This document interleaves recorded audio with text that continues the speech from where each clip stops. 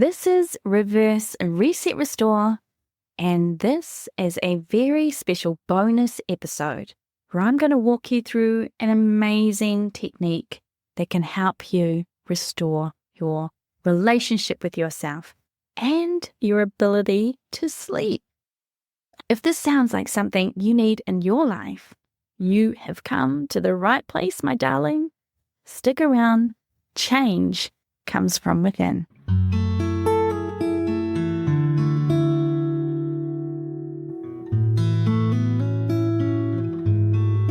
Hi there, my name is Sally, and this is a bonus episode that ties to episode 115, the impact of stress on sleep, why cortisol ruins your rest, and how to get those much needed Z's, which was episode 6 in our 6-part series on the fight or flight hormone cortisol.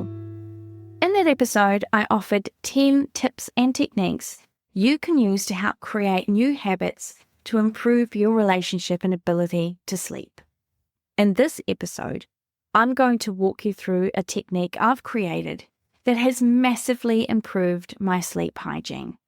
It's a technique I talked about briefly in the previous episode, adding it as an 11th tip. As promised, I'm going to walk you through this technique and hopefully you'll find it helpful. I call it the body-brain chat technique because that is what you do. We're going to take some time to talk to our body first, and then our brain. I'll successfully utilize this technique to the point where most nights I don't even make it to my brain conversation. By the time I'm halfway through my body talk, I've already fallen asleep. Now, don't expect this to be an immediate result for you.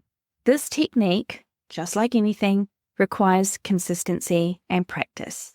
But if you keep at it, night after night, you'll probably have the same results I do, falling asleep and staying asleep more often than not. So, if sleeping is as elusive to you as it has been for me for longer than you can remember, I encourage you to give this a real go. What have you got to lose? Or maybe the better question is, what have you got to gain? Ideally, you'd be listening to this as you hop into bed for the night and kind of follow along, but it's no problem to just take a listen now, and hopefully it will inspire you to give it a go when you next hop into bed. There are no hard and fast rules or things to say. I'm just going to give you an example of the types of conversations I've had with my body and my brain to hopefully give you an understanding of how you can implement this for your life. Let's begin. Imagine that I'm lying in my bed, okay? And you can imagine too. Hi, body. I just really wanted to spend some time with you. I want to tell you thank you so much for everything that you've done for me today. Legs, the way that you carried me and you moved me around and you got me to where I needed to be. I just am so grateful for the work that you put in today, the way that you kept me going, that you lifted me up. I feel incredibly honored that I was able to know that I could stand strongly and firmly and walk because you were there supporting me and what I needed to achieve today. What a beautiful thing to have 2 legs that work. I'm so grateful for my legs and for my feet. And arms, I haven't forgotten about you. I thank you so much. I know I made you do some heavy lifting today. You had to move things around and you were lifting things and putting things away. I just want to say thank you for the strength and the tenacious way that you just give me the ability to move and function every day. Body, you are just so loving to me. I want to support you so much. I'm so grateful for everything that you always show up for me every single day, no matter how I'm feeling, no matter if I'm in a bit of pain. You still come through. We still together soldier on. And I just want to acknowledge the pain that I'm feeling right now, especially in my neck. I want to thank you, pain, for being there, for using the language of the body to speak to me. I want you to know I'm listening. And I'm going to ask you now, what is it you're trying to convey with this pain? I can feel the tension all wrapped into all of the tiny little tendons and all the muscles, all the way up into my skull and all the way down through my shoulders. So I just ask you just to speak to me. Give me a word. Give me a thought that lets me know what it is you're trying to convey. And while you're doing that, I just want to say thank you, neck, for holding my head up, for actually giving me the ability to move my head left and to move it right, to move it back and move it forward. And all of the things that I forget that you achieve every day for me just by keeping my head up and moving it around. And I often focus on the pain and the discomfort, but I wanted to say thank you. Thank you for always supporting my head, for always holding my back and allowing me to move, even in the midst of discomfort. I appreciate you. I am so grateful for you.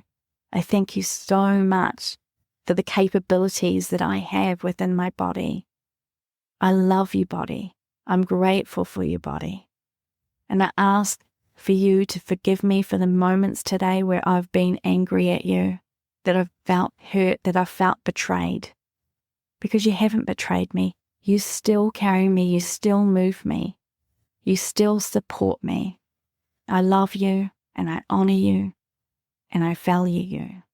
And I feel that little niggle in my foot right now, that sort of numbness, that little zap of pain that's just sitting there in the heel like the skin is being torn away. I love you. I love you. You are safe. It is okay. I thank you for your language to speak to me in the way that you can. And I just send love to that part of my body right now because you clearly need it. And I want to love you. I want to say thank you, foot, for moving me around. You did a lot of work today. Every time I stepped around, whether it was walking to the grocery store or just walking around the house, you were responsible for getting me there, for getting me to A to B. And I thank you for that. I love you. I appreciate you. And I want to honor your service today. Body, you do amazing things for me, and I take you for granted. And sometimes I'm really cruel and really mean to you. And I feel that there's like this competition or there's this battle between us at times for dominance. And I don't want to have that kind of relationship where I'm trying to compete or I'm trying to put my own will over yours or vice versa. We are in this together. You are my body and I'm your person. And as I'm going to go to sleep now, I just want to give you a break from me.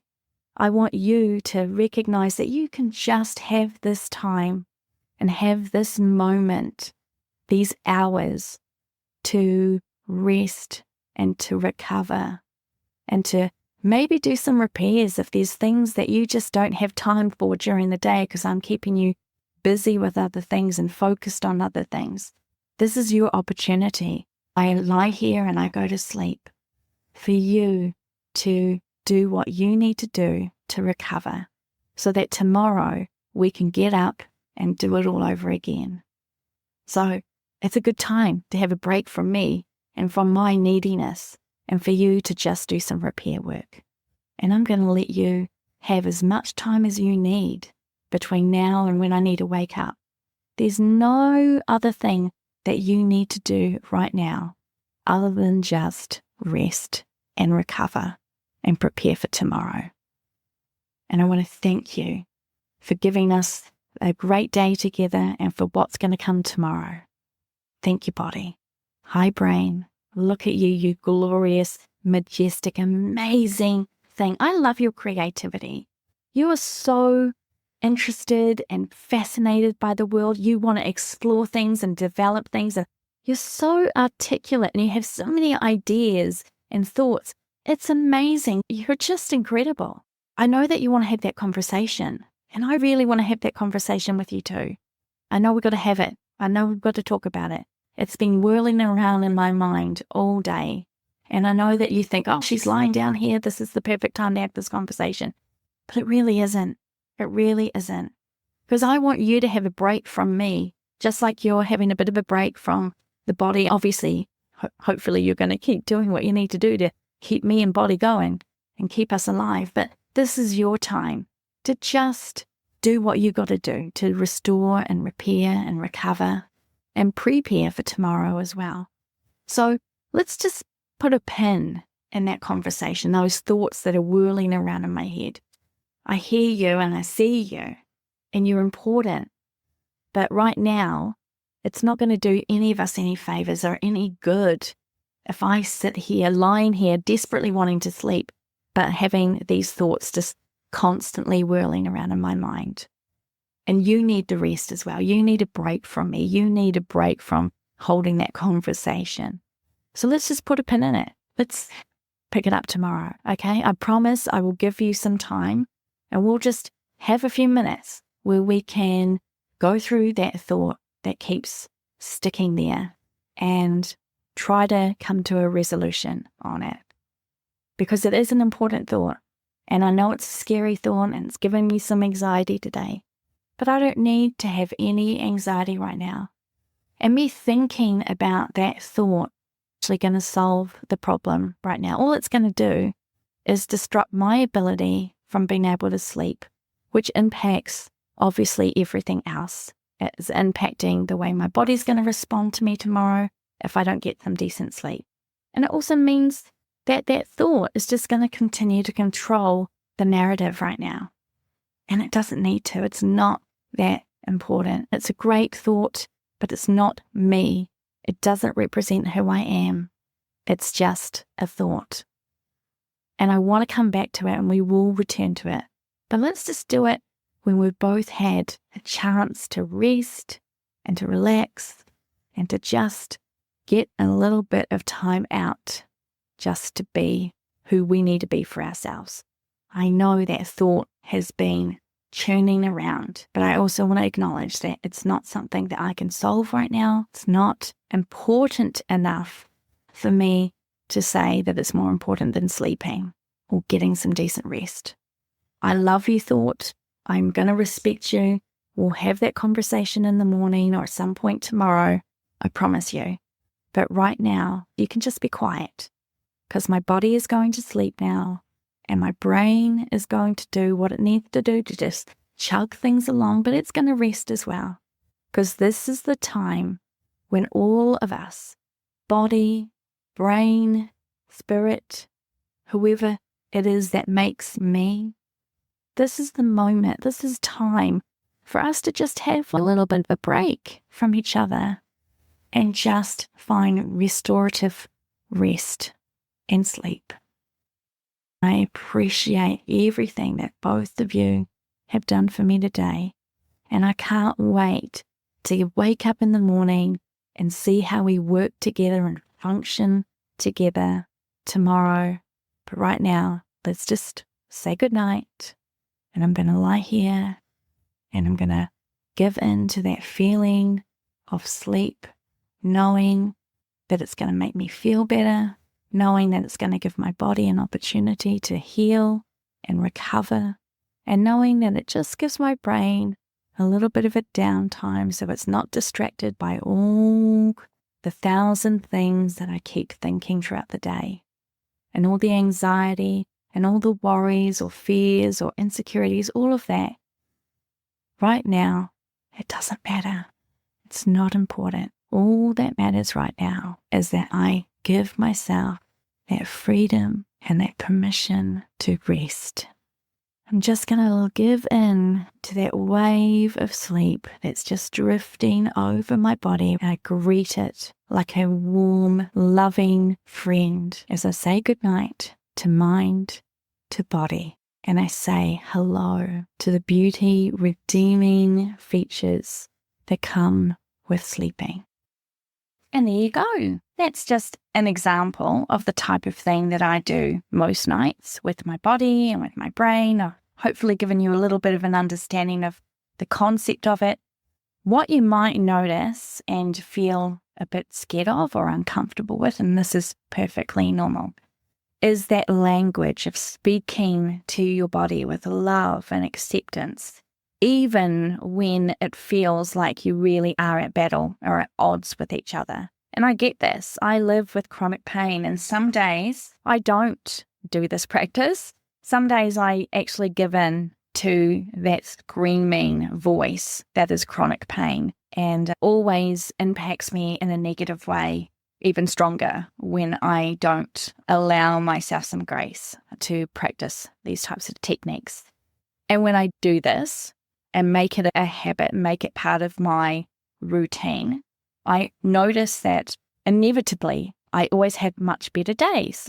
The next day, I feel less disconnected to my body. I don't seem to have as much screeching pain hanging on. So it's this really interesting thing that I've done, is treating myself as a bit of an experiment here and going, what can I do to really broker some peace or to come to a better understanding instead of just being so viciously angry and full of rage with this body that feels very broken and feels very useless to me at times, is to remember how much it still allows me to do, how much I can still achieve, because I am so fortunate. I still have the ability to do so much with the body that I have, even in its current condition. And I know that there are other people who are far worse off than me, who have lifelong disabilities, who have pain that really does prevent them from being able to function very well at all. And some of those things, some of those situations can't necessarily be changed, right? But I think the point of this is to come to a place of acceptance of where you are right now with what you have and how your body is and the responses it has to things. Instead of being angry about it, being able to come to it from a different point of view, from a different place. And if we can come to our bodies or to our past experiences, our trauma, our difficult circumstances that we may have had throughout our lives, if we can come to that with some love and some acceptance, I think that we then really smash wide the doors of opportunity for us to really begin healing those places within ourselves. And this is parcel of what I'm trying to achieve here. I have, and again, my trauma is pretty minimal compared to a lot of other people and their traumas and their experiences. But we're not looking at other people and comparing, okay? We're looking at ours. We're looking at our own life situations and our own personal circumstances. And if there are areas in your life that are blocking you from being whole, from being healthy, from being free, you have the responsibility to do something about that. And not just the responsibility because it's your life, the responsibility because you deserve it. You deserve to be healthy and whole and happy and free. You deserve to know what it means to walk with dignity and with self-acceptance and with love. We all do. And if you don't know how to do that yet, it's never too late to learn. I promise you it is not. And this is a practice that I forget to do some days because I get so caught up in everything else going on around me. I get caught up in world politics. I get caught up in family situations. I get caught up in the 1,000 things that can impact us in our daily life that I forget to go back to the root of me and loving myself. And because I am a recovering perfectionist and people pleaser, it is really easy for me to take that on board and to internalize everything and make myself as the problem, right? And what happens is I victimize myself, I self-sabotage myself, I treat myself like shit and garbage.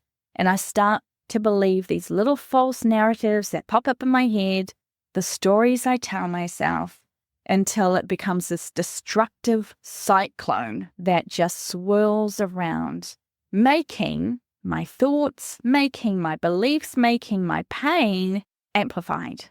And then when I have a moment of clarity, oh shit, I haven't been doing the things that I know that are going to bring me some healing and bring me some hope and bring me some healthy ways of looking and being and doing in the world.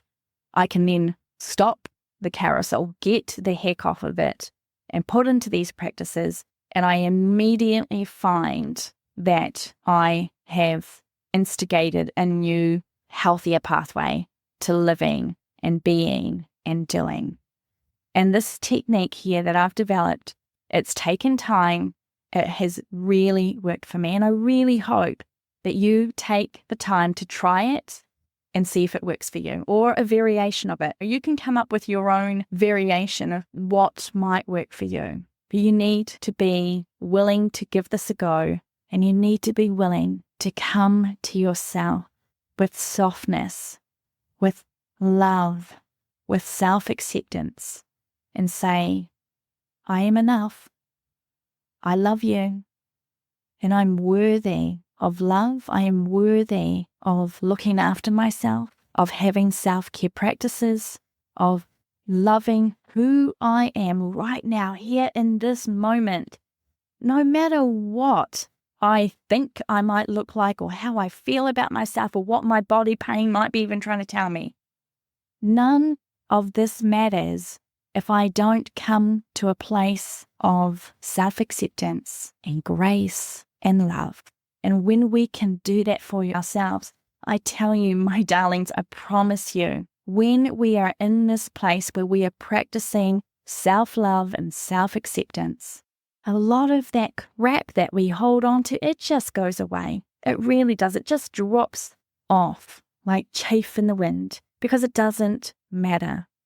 And when we learn to love ourselves and value who we are, that begins to spread out beyond ourselves. It goes into our families and the relationships we have. It goes into our workplace. It expands beyond our own horizons and eventually can cover the world. And if we had a lot more people who were self-appreciating and self-loving genuinely, because a lot of the anger and hurt and everything that we see actually comes from a place of fear and self-rejection. When we reject that rejection, when we embrace ourselves, we open ourselves and the world up to be a better place. It's possible. It's possible not just for your life, but for the lives of those around you and the lives beyond you. It's like this ripple effect, right? We don't see the wave that starts out in the ocean a mile or 10 miles away or whatever that eventually ends maybe as a little tiny nap on the shoreline. But there's something out there that's triggered that moves it forward and moves it onto the beach. And that's how I think if we practice this self-love, that's what we can do. We have the ability to expand beyond ourselves, to trust in ourselves, to move beyond our own little situations with real, genuine affection for who we are and our place in the world. And we can change the world. That's my hope for you. That's my hope for me. And I hope that you feel just as inspired and encouraged hearing this as I do talking about it.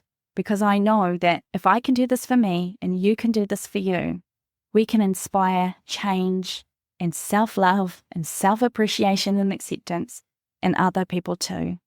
Let that be the ultimate gift that we give to others, to the world, but mostly to ourselves. I love you. I'm grateful that you're here.